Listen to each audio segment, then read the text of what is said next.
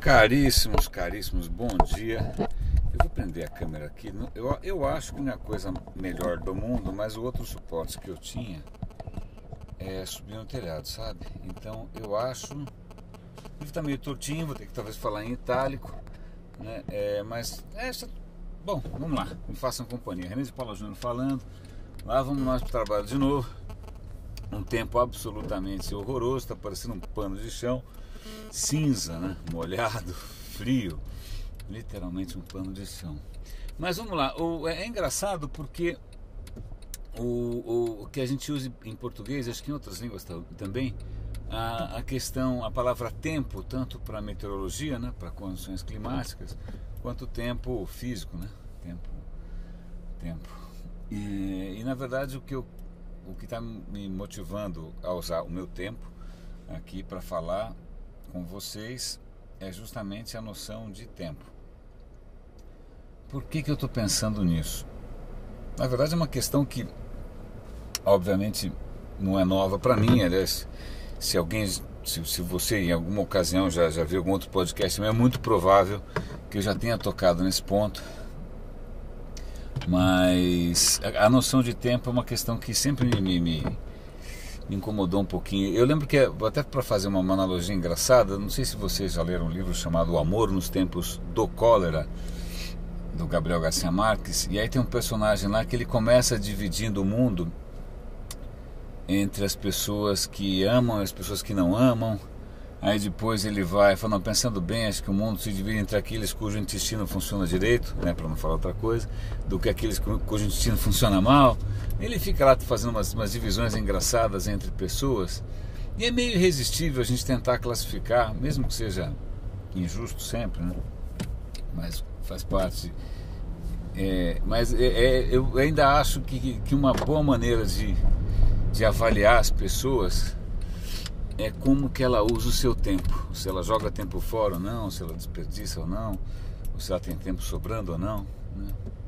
Eu digo isso porque tem um discurso que é muito comum da gente ouvir nessa área da agência digital, que diz respeito a tempo. Que ninguém tem mais tempo, economia da atenção, né?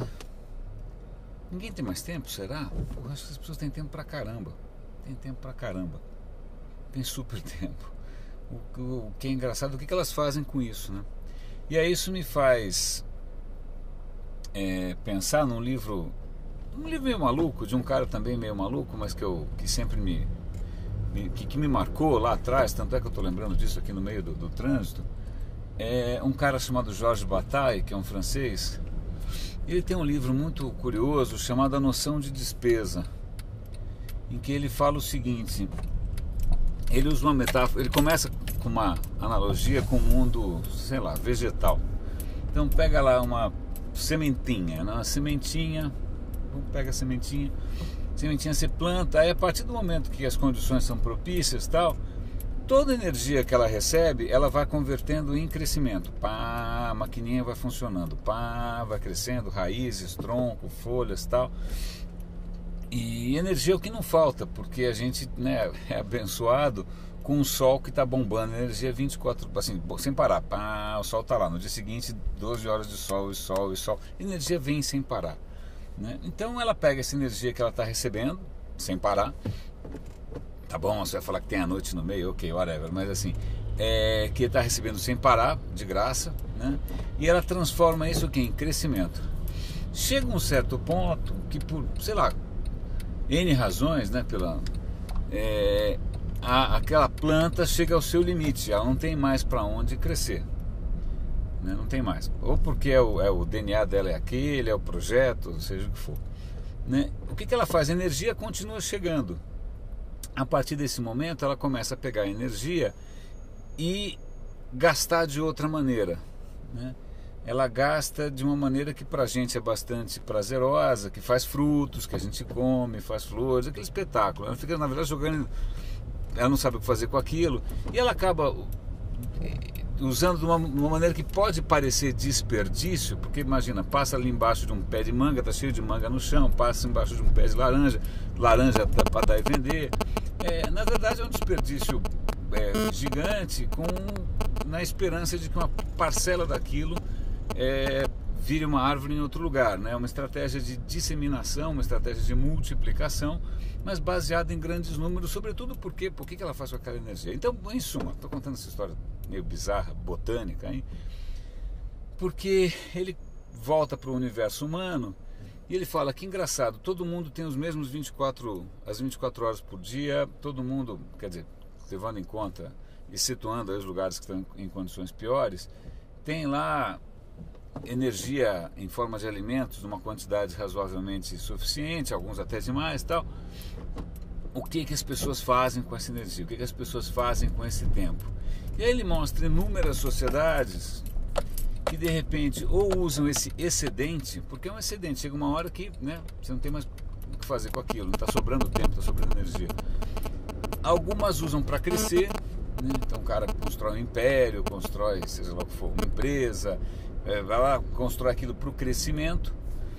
E outras sociedades que não queriam mais crescer, elas arrumam algum jeito de desperdiçar isso, fazendo festa, pegando toda a produção do ano e dando uns para os outros, e consumindo tudo e voltando sempre para a estaca zero, né? Eu não estou dizendo que seja a coisa academicamente mais correta do mundo, mas chamar a atenção para aquilo que a gente faz com o que a gente tem de sobra, né? Você está usando isso para crescer ou você está desperdiçando isso justamente para ficar no mesmo lugar, né? Eu acho que é uma questão que vale a pena a gente considerar com o que a gente está fazendo com a gente mesmo, né? Eu já tive, acho que em 2 ou 3 ocasiões, oportunidade de contratar um profissional que eu achava super bom. Aí na primeira vez eu chamei o cara falou, olha, putz, vou adorar, que bacana. Eu falei, então, como é que tá o teu inglês? Aí o cara falou, putz, eu tenho que investir nisso, realmente está ruim. Eu falei, bom, então fica para a próxima, tal. Anos depois, volto a lembrar do cara para uma outra oportunidade. Eu falei, aí, como é que tá o teu inglês? Então, eu falei, puta, o que o cara ficou fazendo nesses 2 anos? Que convenhamos, se você dedicar 1 horinha por dia durante 1 ano ou 2, porra, você aprende alguma coisa, né? O que o cara ficou fazendo? Eu nem sei, é PlayStation, é Xbox, não sei, alguma coisa o cara ficou fazendo, porque aquela 1 hora estava ali, né? E aí depois a gente teve uma terceira chance, que aí eu chamei, aí a questão já não era nem mais o inglês, era o espanhol, e aí veio o então de novo, né? Eu falei, pô, então deixa, desencana, notoriamente o cara não quer sair de onde está, né? O cara quer continuar na mesma situação, ou que de repente não pode até ser uma opção razoável, né? De repente o cara, sei lá, os Yanomamis querem ser Yanomamis para sempre, sei lá, algumas cidades gostam de ser do jeito que são para sempre, não querem mudar, não querem... É que talvez eu tenha esse viés, talvez um pouco paulistano demais, de progresso, de trabalho, de crescimento. São questões culturais e relativas, tal, mas então é legal, porque assim pelo menos eu assumo meu ponto de vista, eu assumo minha pegada, e aí do que eu estou falando não fica assim com nenhuma pretensão genérica e universal, tá? Mas de qualquer maneira, me espanta hoje em dia, tendo em vista que, convenhamos, a modernidade liberou a gente de uma série de tarefas, né? Você não precisa mais plantar, não precisa mais colher, não precisa mais ordenhar vaca nenhuma, não precisa mais ficar perfurando cartão no computador. Cara, a máquina liberou a gente pra caramba, certo? Para completar, a gente também passa a ter acesso a uma abundância simplesmente colossal, né? Simplesmente de tirar o fôlego, de conhecimento, de oportunidades e tal. E aí o que a gente está fazendo com isso, ou muita gente está fazendo com isso? Porríssima nenhuma, né? Porríssima nenhuma. Não estou dizendo que não está fazendo nada, na verdade está, mas a questão esse é um uso que é um uso daqueles que é para ficar no mesmo lugar, né? Que você gira em falso, você está só jogando tempo fora, né? Você está acompanhando um monte de tweets que não leva a lugar nenhum, você está fazendo espuma na social media que não vai levar a lugar nenhum, etc e tal, ou você está pegando esse tempo e está usando de alguma maneira transformadora, tanto para você quanto para a sociedade. Aí você fala, pô, mas eu vou ter que abrir mão, puxa vida, mas o cara fica... Eu já vi N casos, e até uma coisa que me perturba um pouco, acho que é por isso que eu acabo me expondo tanto e dando a cara para bater, Eu já vi gente que é boa, gente que é referência no mercado, gente que é muito ouvida, gente que é muito assistida, né? Gente que produz muito, que é referência mesmo, né? E que para mim, se o cara tem essa visibilidade, a responsabilidade dobra. Então aí figuras desse tipo com comportamento que você fala, cara, será que esse é o comportamento que eu quero para mim? Será que esse é o comportamento que eu quero para os meus filhos, né? Aquela absoluta dependência de ficar 24 horas por dia como se o cara fosse uma antena parabólica, um terminal de telex, que vocês não devem saber o que é telex, mas não faz mal, né? Como se aquilo realmente fosse o melhor aproveitamento possível do tempo, né? Eu digo por mim, estou careca de falar isso, careca não, ainda não, mas eu falo bastante que, pelo menos para mim, tá? Quando eu preciso criar alguma coisa, quando eu quero criar alguma coisa, duas coisas são fundamentais. Primeiro, um certo distanciamento, um certo silêncio, né? Um certo, não só para eu me concentrar naquilo que eu estou fazendo, mas simplesmente para deixar a cabeça um pouco livre para novas associações aparecerem, para os conhecimentos de alguma maneira fermentarem, para se você tem inspiração e tal. É impossível você ter inspiração ou você ter algum tipo de ideia nova no meio do tiroteio, tá? Então isso é meu ponto de vista, é assim que eu funciono e tal. Eu não sei se vocês gostam de um cara chamado Neil Gaiman, que é o cara que escreve o Sandman, um escritor bem bacana. Ele uma vez falou que ele escreve em máquina de escrever.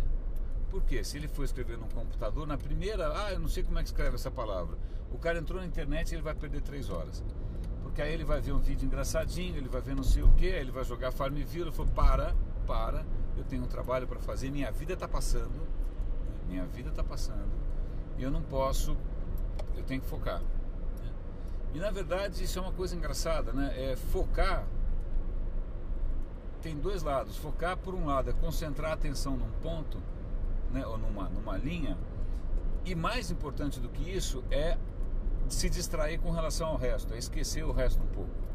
Então por isso que normalmente os caras que são muito focados são ao mesmo tempo muito distraídos, porque você precisa de... Imagina se cada célula do seu corpo, cada articulação, cada órgão ficasse o tempo inteiro, oi, tô aqui, oi, tô aqui, oi, tô aqui. Você ia ficar louco, né? Se cada dedo do seu pé, ficasse o tempo inteiro, oi, então, olha, tem uma coisa para te falar, oi, então, cara, o que o cérebro faz, o que a sua atenção faz, cara, vocês só falam comigo se tiver alguma coisa errada. Joelho, você só fala comigo se estiver pegando. Estômago, você só fala comigo se tiver uma úlcera. Se não, me deixa quieto trabalhando, tá?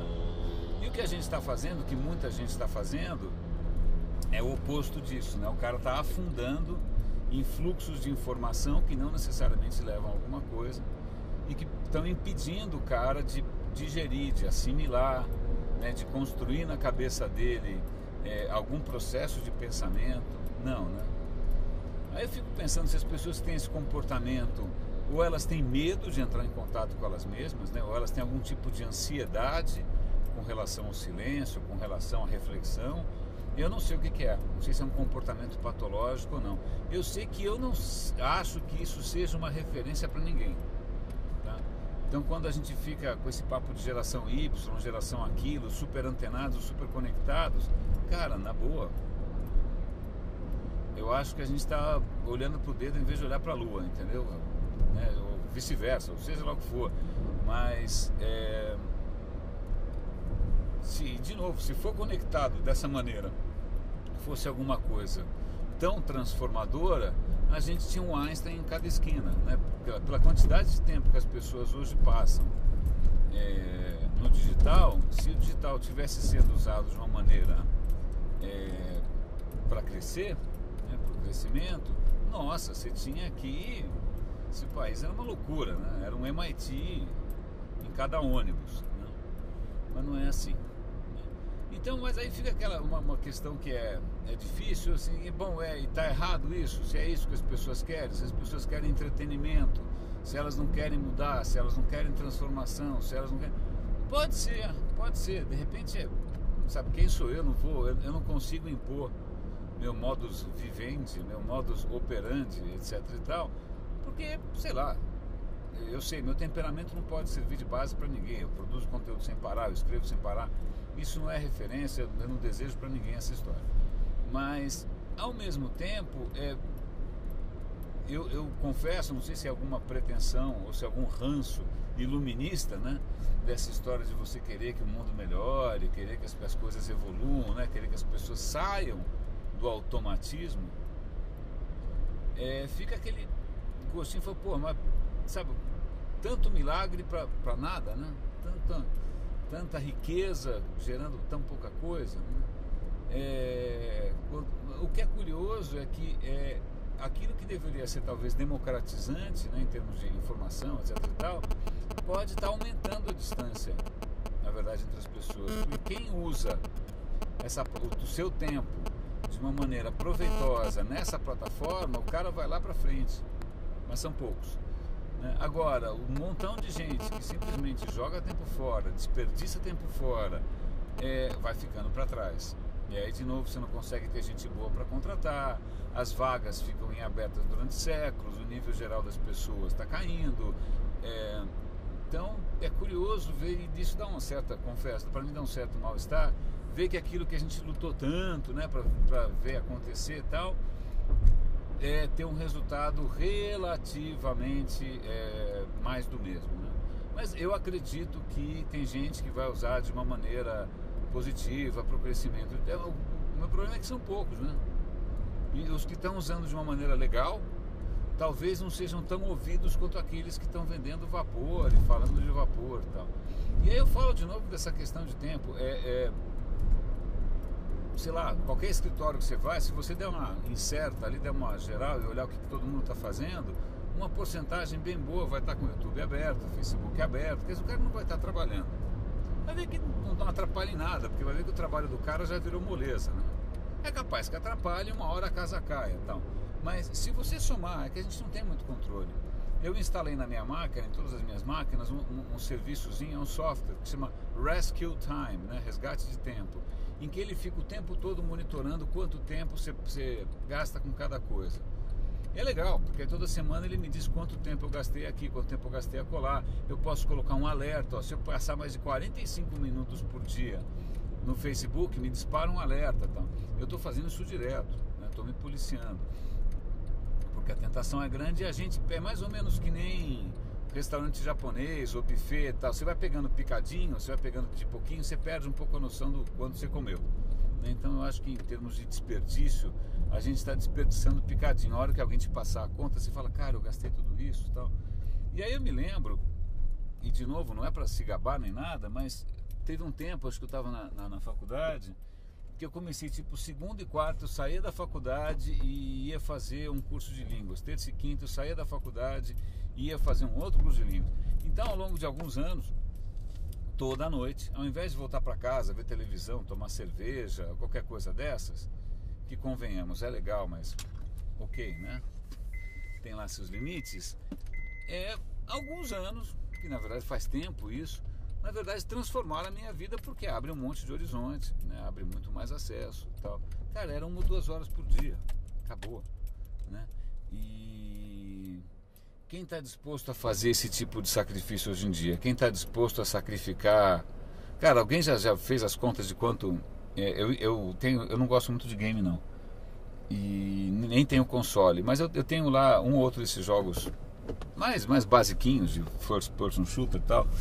E aí, como eu uso uma plataforma chamada Steam, o cara contabiliza quantas horas eu gasto. Aí uma vez eu fui ver quantas horas eu tinha gasto com o jogo para chegar no final do jogo X. Eu falei, cara, eu gastei o suficiente aqui para tirar um diploma em alguma coisa. E a única coisa que eu aprendi foi jogar granada de fragmentação, recarregar o rifle na hora certa, modelos de pistola. Foi, pô, que puta troço inútil, né? Que desperdício total de tempo. E se eu tivesse lido? Né? E se eu tivesse assistido alguma coisa legal? Né? Vocês acham que as coisas que eu cito aqui vêm do nada? É alguma coisa que eu li, algum documentário que eu vi. Esse final de semana dediquei 1h30 do meu final de semana, que é mais ou menos um jogo de futebol, que eu abomino, mas tudo bem, são outros 500, para assistir um puta documentário maravilhoso que eu recomendo aqui para vocês, que chama Helvética, que é um documentário sobre aquela fonte helvética, tipografia. E aí você começa a perceber, nossa, eu aprendi pra caramba, porque você começa a perceber que mesmo no desenho de uma fonte, aquilo estava dentro de uma escola de pensamento, tinha ideais por trás daquilo, os caras que fizeram aquilo tinham uma determinada visão de mundo, tinham uma determinada visão histórica, tinham esperanças, tal. Ou seja, mesmo numa fontezinha que você está usando, por trás daquilo tem um universo inteiro, né? Então eu fiquei 1h30, cara, foi absurdo. Vai mudar a maneira como eu presto atenção até nos logos, nas marcas, nos textos, nos jornais, nas revistas, tal, só pelo fato de que agora eu estou mais atento a que fonte está sendo usada, que história que ela tem por trás, etc, etc, etc. Então, meus caros, eu agradeço. Ai, que carro chato. Eu agradeço a companhia de vocês. Agradeço vocês terem dedicado esse tempo, né, para me ouvir. Eu espero que isso de alguma maneira ajude você a repensar um pouco essa questão de tempo, porque uma coisa eu digo, hoje a gente está vivendo muito mais do que nunca, né? Sei lá, 80, 90 anos, tal. Mas o que eu digo para vocês é que estou com 46, tá? Mas se eu paro para pensar, eu falo, cara, eu estou com 46. Aquela historinha que eu contei do curso de línguas lá, japonês louco, parou.